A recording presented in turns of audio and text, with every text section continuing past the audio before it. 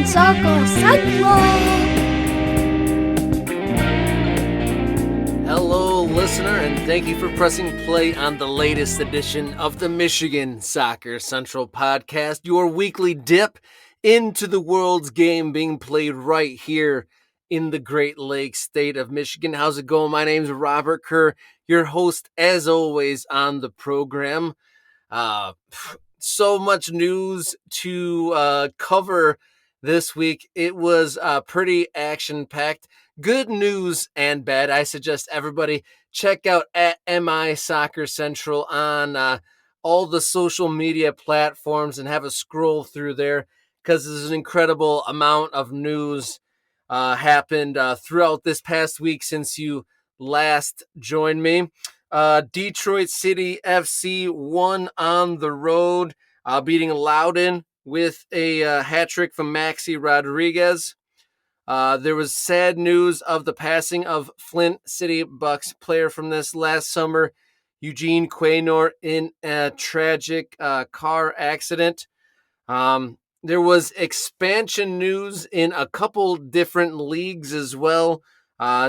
Just the other day, Michigan Futsal Factory was announced to be the first expansion team of 2023 in the Midwest Premier League. That is a big change for them. Obviously, futsal side venturing out into the indoor summer league game. And then just today, the newest indoor soccer league, MLS. We talked to Rapid City founder Louis Stevens a couple weeks ago, and then just today it was announced that Waza Flow will be stepping back into the professional indoor world in the MLS. High school soccer is getting to the business end of the regular season, and we want to take this opportunity to give a shout out to this week's Michigan Soccer Central We Are Soccer Team of the Week, Walled Lake Northern Knights. Congratulations to you boys. You are this week's Team of the Week. You've had an outstanding run collecting a lot of silverware in your local rivalries, but this last, I think it was Monday night, early this week, you won the LVC Tournament Championship, avenging your only loss of the year, beating South Lyon 3-2. So collecting some more silverware there, back-to-back years winning the LVC tournament, and that should give them at least a case to jump back into the coaches ranking. They were in there in the second or third week of the season, got beaten by South Lyon, have been out of those rankings since then. But I imagine beating your one only opponent that beat you and taking them down, I think that might give you a case for popping back into those rankings. I'm sure there's quite a few more. It seems like there's been news and news and news every single day. Obviously, nationally in the women's game, dealing with the fallout from a big report, the Sally Yates investigation, finding lots of bad actors and systemic abuse of women's soccer players across the board. And unfortunately, I had to ask one of our guests this week about that. We've got Grand Valley State University's head coach, first-year head coach, Katie Hultin, about that. Her team, the Grand Valley State University women's side, is in the midst of a 6-game winning streak, 8-1-2. In her first year at the helm after being assistant at University of Michigan for 4 years. She steps into the program on back-to-back national championships in Division II, and looks to be picking up where her predecessors left off. Great interview. We talk about some great stuff, her history, the tradition at Grand Valley, and then also on the serious topics of the week. And then in our second interview, I've got Michigan Soccer Central's very own Steve Corcoran, our west side of the state correspondent and core team member. he had a busy week. He went to the final edition of the Soccer Rebellion. If you might recall, earlier on in the summer, we had Michael Dublis, the founder of the Soccer Rebellion, before their Detroit stop on the Soccer Rebellion tour, the Takeover tour, sorry. And kind of that competition had its final stop, its finale, and we had a Michigan team win it all. So listen to Steve Corcoran break that weekend down. It sounded like a great event and something that I enjoy greatly. So stay tuned for interviews with Coach Katie Hultin, as well as Steve Corcoran here on the Michigan Soccer Central podcast. Welcome back, listeners, here on the Michigan Soccer Central podcast. In our next segment, we turn our attention to the women's college game. And a coach in her first year at the helm of a very successful program has gotten off on the right foot. I would like to welcome Coach Katie Hultin to the program. Thank you for joining Michigan Soccer Central, Coach. Thanks for having me.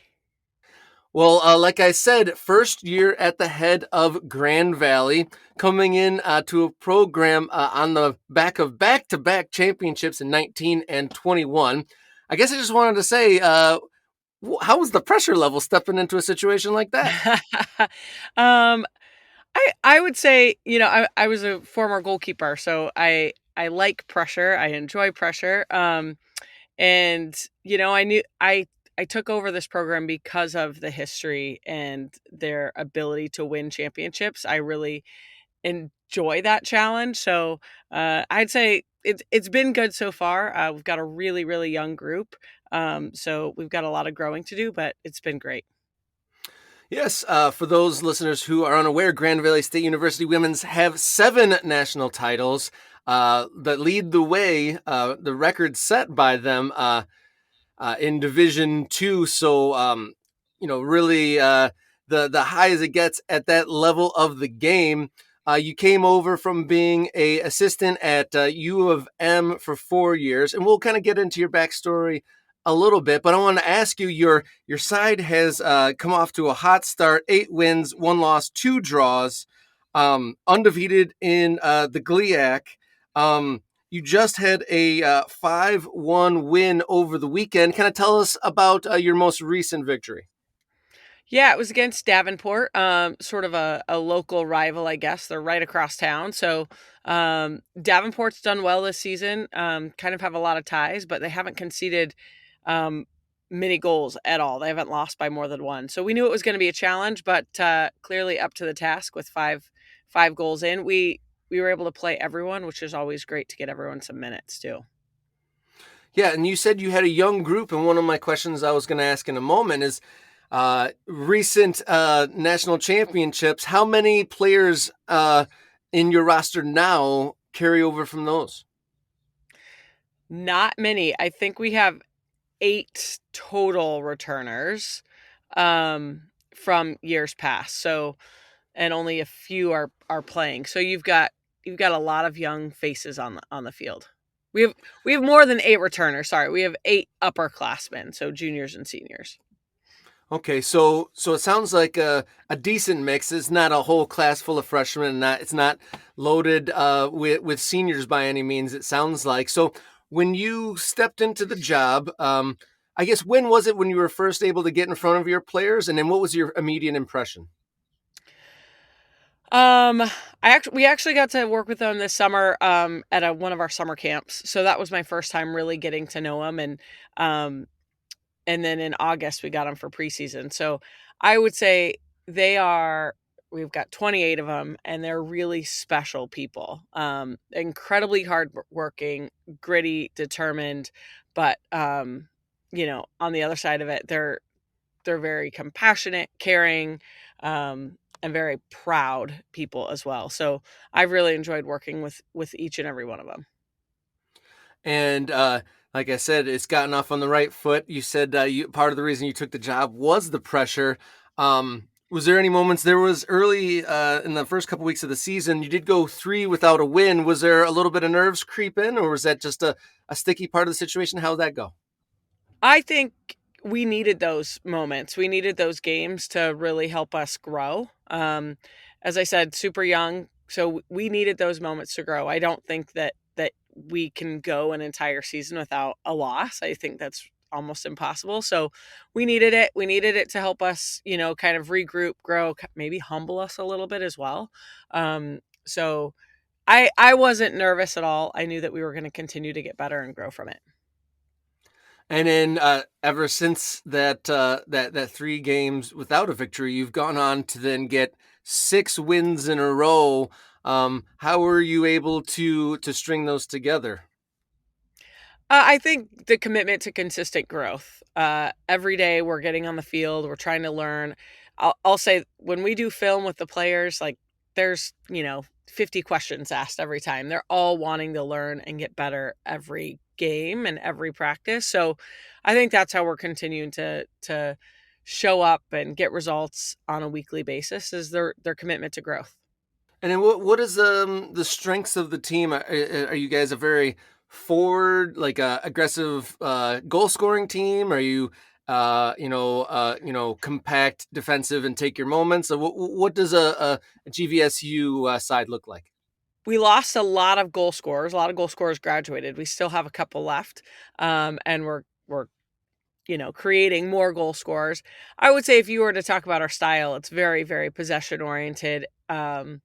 We keep the ball, maybe sometimes to a fault. We find our moments to go forward, but also we try to be very collective and disciplined defensively so that we can press higher up the field and stay in the attacking half as much as we can.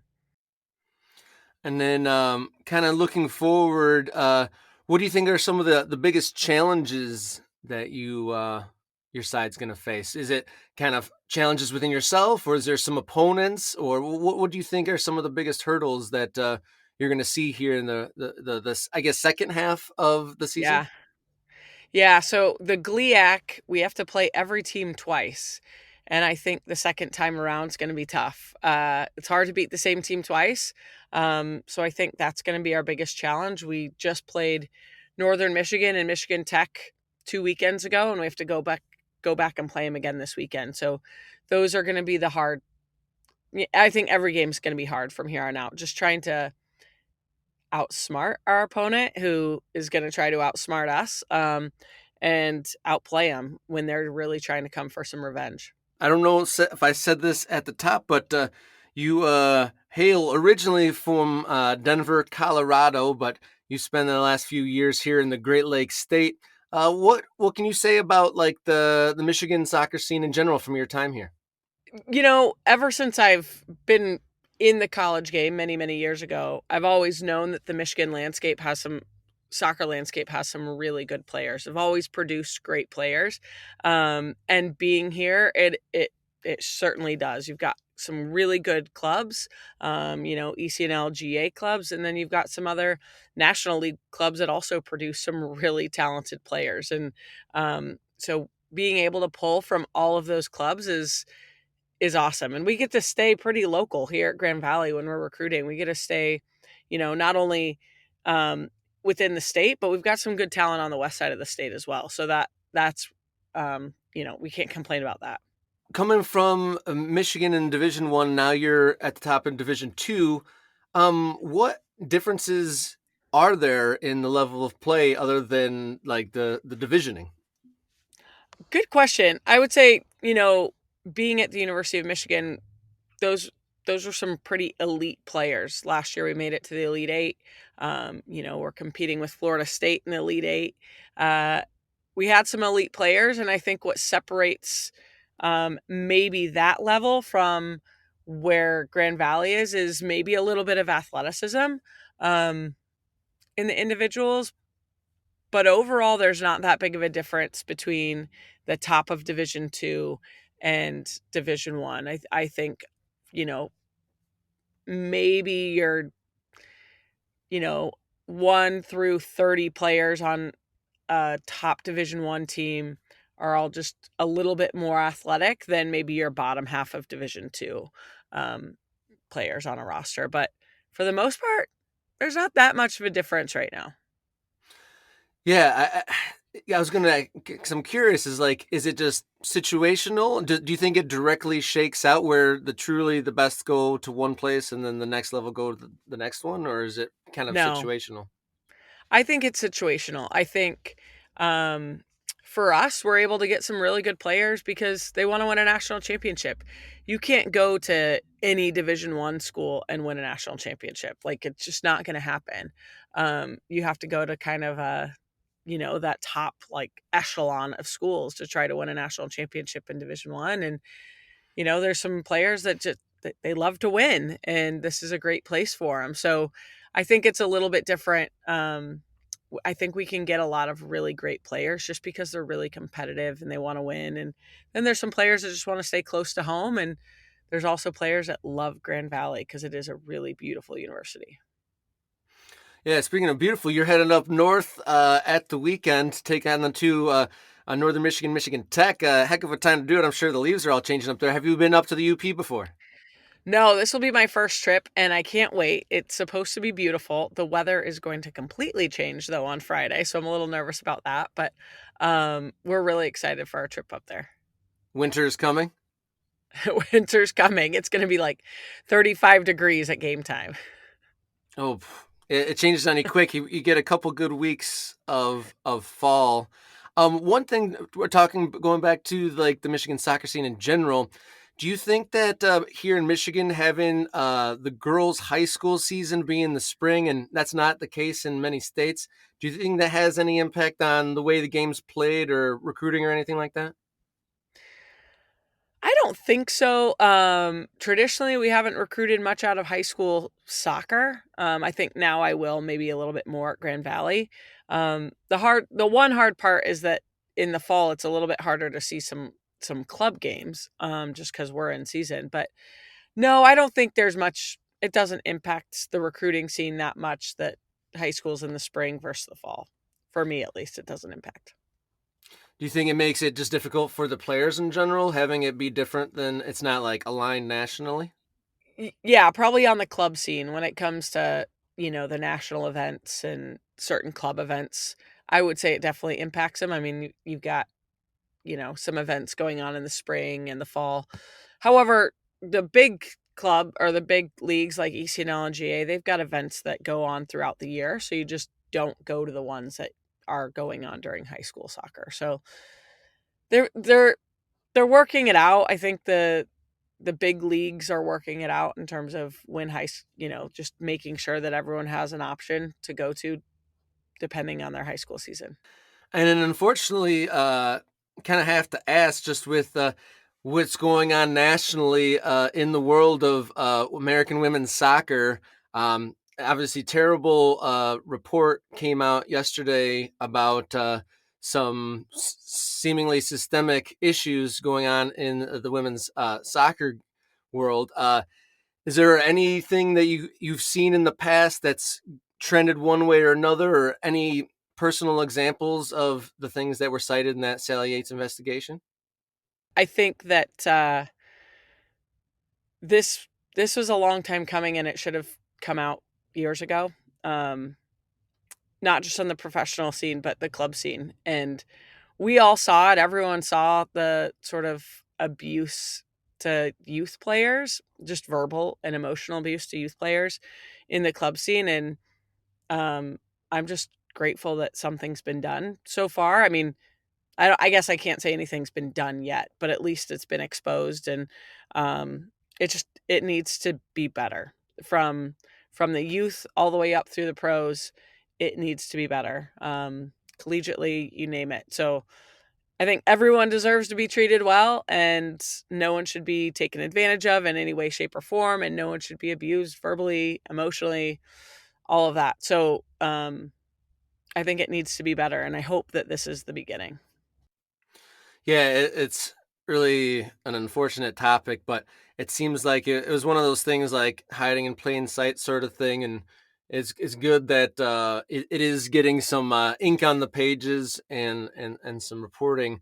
And one of my first posts in soccer was covering the Chicago Red Stars, and one of the coaches in question was there. And you did hear people and fans, and sometimes if you had your ears open, you could hear people complaining of it. But at the same time, it's tricky because a coach has to make a lot of decisions that have impact of other people's lives. So there's always going to be some people happy and some people upset. So for those on the outside, how would they parse through those complaints that are from upset players and then the abuse? Like, how do you parse through between those? I don't know. I think you have to listen to the players. I mean, there's going to be players that are upset about playing time and, silly stuff like that, but when you're talking about abuse, like, you have to, I mean, at that point you have to listen and you have to act. Abuse is much different than minutes on the field. Abuse is much different than, like, oh, he sat me out during this game. It's, verbal and emotional and even sexual abuse. Those things need to be heard and listened to and investigated immediately. And I think that's where um, the NWSL and even US Soccer just they missed the boat on that, and that's unfortunate because there's a lot. It just didn't stop. It kept going, and a lot of it was the power play that a lot of these coaches pulled, and they were in positions of power, and it was hard for any player to deal with that. It does seem in the last few years, outside of soccer itself, almost people in any kind of position of power, there's those that abuse it in all facets of life, unfortunately. But turning back to more fun things and on the field things, obviously your Grand Valley is at the top, being a back-to-back national champions. Are there any other programs in that league that are surging that the ones to watch out for, do you think? I think Dallas Baptist has done really well so far this season. I think you're going to always see like Central Missouri, Minnesota State. Those guys are pretty strong. I'm still learning the Division II landscape, to be honest. So, kind of learning about all these schools that I didn't know about prior to this. So, we got to play Central Missouri and Minnesota State at the beginning of the season. So, kind of have a good idea of how they play, and they're pretty good. I would definitely watch out for them going forward. And then kind of you said you're a goalkeeper and you played at a high level in Colorado. What could you say about not only the women's game, but in general, like where have things come from where you are in your position from when you were a player, just like on the field? Yeah, I mean, I when I played in college, I played over at Washington State University when they played in the Pac-10. It's now the Pac-12. And soccer itself, women's soccer itself, has just gotten better and better.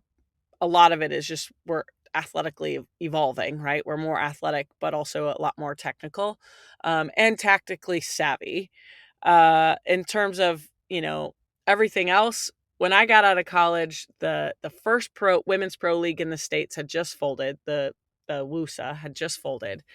Um, and that was sad. That was really sad because there really was nowhere for us to play except for the summer leagues. So that was really unfortunate. And then the WPS started, the second women's league, which I got to dabble in for a little bit, and it too was great, but again, not enough investment in it. Um, and again, we were kind of all homeless after that. But now that the NWSL is here, and it's been here for a long time with some decent investors and some really good fans, and just the women's game itself is evolving in our country. Um, it just looks the outlook looks a lot better. Now we just need to fix the underlying abuse sort of stuff that's coming out. But overall, like it has grown, the game has grown so much, and the understanding of the women's game has grown so much in the States. It's been fun to watch that evolution, not only here in the States, but I mean, all around the world. They're catching up to the US, and they're very, very good all around the world. I mean, look overseas and they've got 90,000 fans at their women's games now, and that is spectacular. That excites me, and makes me proud to be a coach of the women's game. Yeah, despite all the unpleasantness, you do feel that the women's game is going in the right direction. I think we need to fix the stuff that just came up, but the game itself is going in the right direction. I mean, we are playing some really great soccer all over the world. There's some really good coaches out there, right? There's some not so good ones, but the great ones are doing a really good job. And the soccer, it's beautiful to watch, and the women's game itself, tactically and just athletically, is just becoming better and better every year. Exciting times, exciting times. I can't wait for the day when this area has a professional women's team that we can That'll be all cool. get behind. Yeah, Yeah, that'd I be mean really cool. the future is bright. The fact that there's becoming they're building stadiums for it, and there's more and more interest in it is very exciting. And the summer semi-pro summer leagues are starting to become popular, as in the men's. Like, obviously, I'm not sure how much you get to see it, but the summer leagues are plentiful around here, and Yeah. lots of players on the men's and women's get to play year round. Do you spend the summers here, or do you go back home, or how do your No, summers we're work? here. We're here. We live here, and I we spend a lot of our summer now. Like, recruiting is a big thing in the summer. Summer camps are a big thing in the summer. So we're here. I live just outside of Grand Rapids, and we moved our family here. So yeah, we move wherever my coaching job is. We are. And then, how much in the recruiting process? How much do those summer leagues do? The college coaches watch those, like USLW and UWS games? Um, there aren't a whole lot of, like, high school players in those. I like to watch them because usually we have current players playing in them. Kendall Robertson played for Ann Arbor FC this last summer, so I even stopped in at one of her games. A couple of our University of Michigan players were playing for them as well. Corktown had several players playing on it from both Michigan, and I think Grand Valley had a couple players as well. So I'll watch it just to see our players playing against and with some very good talent. I mean, Ann Arbor FC had a bunch of internationals playing with them, and they were very good. Yeah, they're impressive on both the women and the men's side. But thank you, Coach Katie Hultin. I really appreciate the time, and all the best in the remainder of your first season at the helm of Grand Valley State University. And thank you so much for spending so much time with the Michigan Soccer Central podcast. Thank you. Thanks so much for having me. And good luck in the north. Hopefully the winter doesn't come too fast for you. I hope so too. Welcome back, listeners, to Michigan Soccer Central. This next segment, we are going to catch up with Michigan Soccer Central core team member and west side of the state correspondent, Mr. Steve Corcoran. You've had a busy weekend. Thank you for coming to tell us about it. Thanks so much for having me, Robert. Excited. So a little bit of a correlation. You gave us the heads up on Grand Valley State University's great hot start, and you checked out a game of theirs a couple weeks ago. But this past weekend, you were on the road. Tell us about what you did this past weekend, sir. Yeah, so this past weekend, I traveled to Knoxville, Tennessee, to Dick's Sporting Goods House of Sport with the Soccer Rebellion, which is a local, to me, on the west side of Michigan, event organizer, tournaments, youth clinics, the works. So the Soccer Rebellion took their takeover tour, this is one of really the culmination of many stops around the country that they've done to bring street style soccer tournaments to local communities, and in partnership with Nike, actually, and Dick's Sporting Goods, we're able to travel down to Dick's House of Sport, which is a really cool sports complex down in Knoxville, to host their championships. So 16 teams went down from Michigan all the way to Tennessee, Philadelphia, Chicago, Milwaukee even. Teams came from all over the place to play some really good soccer at a super cool facility. Was really lucky to be a part of that. Yeah, we had the Soccer Rebellion founder Michael Dublis on the show in the summer, and myself and Dan Garnell went and checked it out and had a really good time. It was kind of like the N1, a street ball version of soccer, really fun. Michael's on the mic, kind of commentating. There's no referees. It's a small-sided ball, kind of just like almost like pickup, but a very high level of pickup soccer. There was lots of Michigan teams, and Inter Detroit won the one here in Detroit. But this past weekend, you were, like you said, at the culmination of it, and they're playing for a bit of a prize purse, weren't they? Yeah. So there were $5,000 at stake, which actually went home with one of the two Grand Rapids teams that traveled down there. R1s, they play as Ole FC up here in Grand Rapids. But there were 4 Michigan teams in total, 2 from Grand Rapids and 2 from the Detroit area. You mentioned Inter Detroit. They were down there, as well as Detroit Ballers, who participated in the Detroit Takeover Tour event, Chill FC, and again, R1s from Grand Rapids. So really good turnout from Michigan. Yeah, 4 teams from Michigan made it to the final event. And there were 16 teams total. So tell us about the weekend as a whole.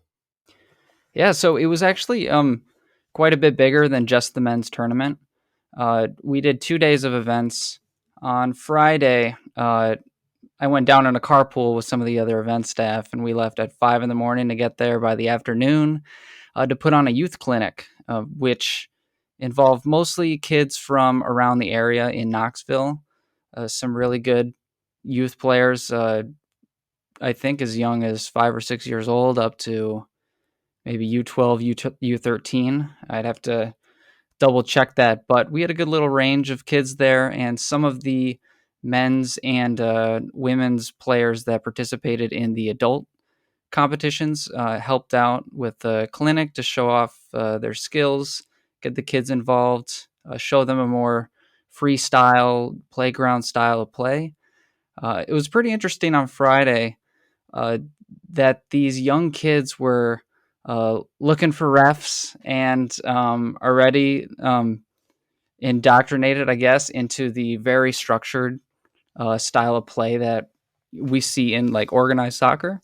But by the end of the clinic, they're all showing off individually. They're learning how to call their own fouls and just get a little scrappy with it. I think they had a lot of fun with that. Saturday morning, we kicked off with a women's showcase, which was kind of a queen of the court style. It was 3-on-3, 3v3 style, and the team with the most wins after about an hour and a half went home with some Nike merch. Again, they were sponsoring the event in part, so that was pretty cool to see some high-level play from women. Some of them came from the University of Tennessee. And then we capped it off on Saturday night with the men's tournament. Again, 16 teams. There were start off with the group stage, and then after that, as they were divided into 4 groups, the top team from each group went into the semifinals. I mentioned 4 teams from Michigan participated. 3 of them went to the semifinals. So that was Inter Detroit, R1s, and Chill FC.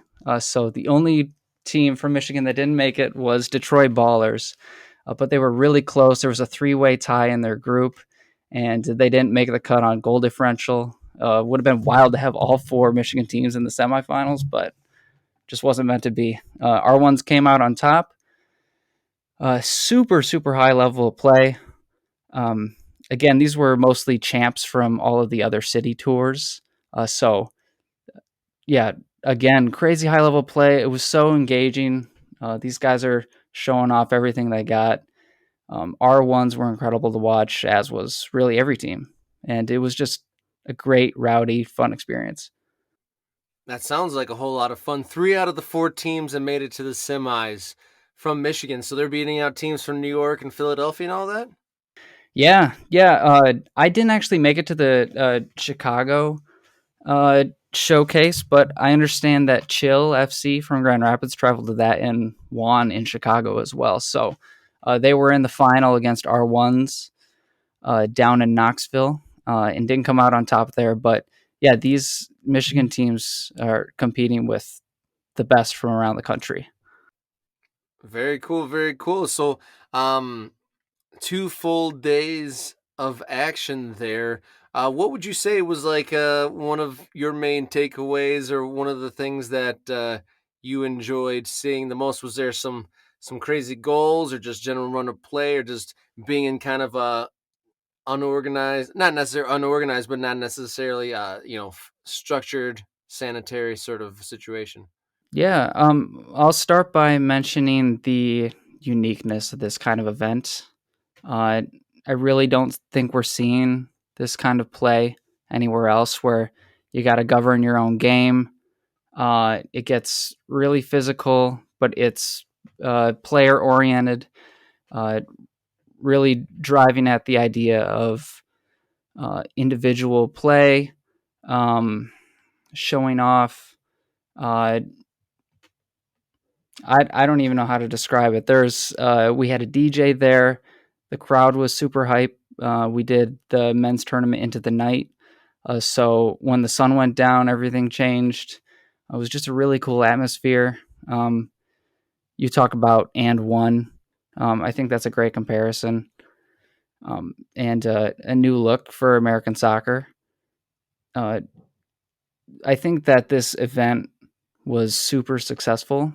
And I wasn't part of the core planning and execution team. I kind of was a bit of a late ad, you might say. And I got to experience a lot of this for the first time where I wasn't really in on the decision making, but it was super cool still to see it play out.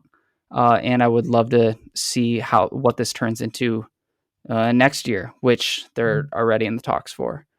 As far as individual moments, we had one of the cleanest bicycle kick goals from Detroit Ballers. I forget the guy's name. It was in the last game of the group stage and just sailed it over the keeper. It was crazy. I was courtside for that. Just an unbelievable single moment if you're looking for that too. If you had a hype crowd, I'm sure a wicked bicycle kick would bring the house down. Yeah, absolutely. So if you're on Instagram or Twitter, go check out the Soccer Rebellion at the Soccer Rebellion. They've been playing that clip on repeat, so it's up there for you to watch. I'll definitely have to check that out. I wonder if it was the same DJ, but the DJ on the Detroit stop of the tour was awesome. So I imagine it was likewise for the final event. Combining, having music and the game and just like in a fun environment. That's like right up my alley for sure. And I'm glad to hear you're saying it was a successful event and well attended. So there is plans for more, you're saying? Yeah, yep. The plan is to run it back next year. Hoping that it'll be even bigger than it was this year, which is a tall task for sure. And you'll probably have to ask Michael, the head honcho, more about that to get the scoop. But yeah, really looking forward to that. I owe Michael an email because one of the things that we talked about, well, he was saying that I think it was the Chicago stop that with the Nike sponsorship, they got some apparel. And he told me that they were some kits that were supposed to be the USA World Cup kits. And he was like, don't worry, it's not the lame ones that you've seen in the links. So I'm going to have to give him a little bit of some email, some all caps, like, what were the shirts that you saw? Because I saw the ones that came out are pretty lame. And you definitely told me that those were the ones that you saw in Chicago were cool. And I don't know. Yeah, it's funny you mentioned that because Michael defends the final cut, the final release of kits. Oh, so it must have been those then. Well, I don't actually know because I recall him saying too that these weren't the kits he saw. So Oh, I haven't confronted him about it, but you'll have to let me know how that goes. yeah, I'll have to give them all caps. You promised me cool kits. That's right. Yeah, they modeled the kits. Nike did. They were had a pretty big presence, and they were huge in uh, game presentation or just event presentation in general. Down there, they did everything from signage to like a custom T-shirt printing truck. They had a booth where you could send handwritten notes to U.S. men's national team players that they're actually going to see at some point. I know I wrote one, and they modeled the kits. And I will say that they look a little better in person. I'm still not a fan, but uh, better than those first renditions that we saw online. So we'll see. It might grow on us. Might grow on me at least. We'll see. It's the neckline thing that gets me the most. That's just an Yeah. odyssey. But otherwise, it sounds like a great event, a great weekend, and I hope we see more of that and it becomes a bigger thing and just picking up a ball and playing on the street. I hope that becomes more of a thing in general, and that definitely seems what the Soccer Rebellion's all about. Is not necessarily having to play like Saturday at 10 a.m. with your team, with the jerseys and playing with the referees and all that, and it can be spontaneous and creative and fun. That being said, some other West Side of Michigan soccer stuff. You pointed us in the direction of Grand Valley State University's success under their new coach, and you went and saw them play a couple weeks back. I was just wanted to hear a little bit of what you saw when you visited one of those games. Yeah, I snagged a media pass for Michigan Soccer Central. Shout out communications department uh, for Grand Valley for letting me hug the sidelines and really have good free reign. But yeah, a couple weeks ago I watched Grand Valley women play against their conference rivals, Northern Michigan University, the Wildcats, who they were actually behind the Wildcats at the time at the top of the GLIAC table, and with a last second comeback win, 2-1 over the Wildcats, they leapfrogged them to the top of the table. They've been there ever since. They played a couple games. I believe it was Michigan Tech and Davenport, which they pulled out victories against both those teams as well. So they're sitting comfortably at the top of the table about halfway through the league season. And so that's a fun game to go to, a last second winner to take the top of the table. What did you see from their style of play? Did they look like they were the stronger team or pretty neck and neck? Like what did they look like their strengths were at that time? I think they were the stronger team. They did benefit from a red card for the Wildcats in the first half, which did really hinder the Wildcats' ability to crawl back or actually hang on to that 1-1 score line. But I do have to give props to the Wildcats, NMU, for holding on as long as they did with 10 players because Grand Valley has great chemistry. They're very fluid. They seem like they've been playing together for years, even though a lot of them haven't. I think they had quite a few players graduate from their national championship winning season last year. So it's not exactly like a fully new look roster, but there are some new faces. And they just seem to mesh well together. They really look like a team, and they were the stronger side at the end of the day. Yes, Grand Valley State University women's head north to play that very same Wildcat side this weekend. So it'll be an interesting contest up there. So you've checked that out. And just recently, like you said, the Michigan, the Soccer Rebellion, you did that in Knoxville. Any other stories or anything else you're following up next for us? Yeah, I regret not having watched the Calvin University women's soccer team play in person yet, because they have an 11-0 record this season. They are absolutely rolling over everyone, both in non-conference and in conference play. Uh, and they have allowed 0 goals in 11 games. So they're like a pure dominant team. Uh, I'm not as familiar with their like non-conference opponents, which are coming from around the country. So I can't speak to the level of the play at this moment, but I mean, against any collegiate program, to have that kind of record and to I don't know, keeping the ball out of your net 100% through 11 games is like a ridiculous stat. So they're a good one to watch for sure. Yeah, good shout there. Definitely. Thanks for putting Calvin on the radar. That is quite a feat indeed. So between your reporting on the Soccer Rebellion and those West Side teams, thank you so much for the info, and thank you for stopping by the show. And I'm looking forward to the next thing you bring to the Michigan Soccer Central. And thank you for spending your time with us here on the podcast, Steve. Absolutely. Thanks, Robert.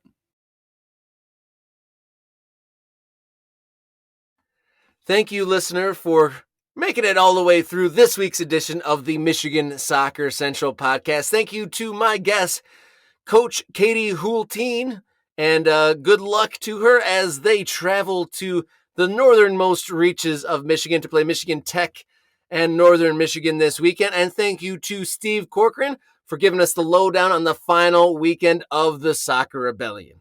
And listener, if you want to check out over a year's worth of weekly episodes, please feel free to scroll through the Spotify playlist. And if you want to keep up to date on even more news and updates, check out at MI Soccer Central on all social media platforms. Also, congratulations one more time to the Walled Lake Northern Knights for being this week's Michigan Soccer Central We Are Soccer Team of the Week.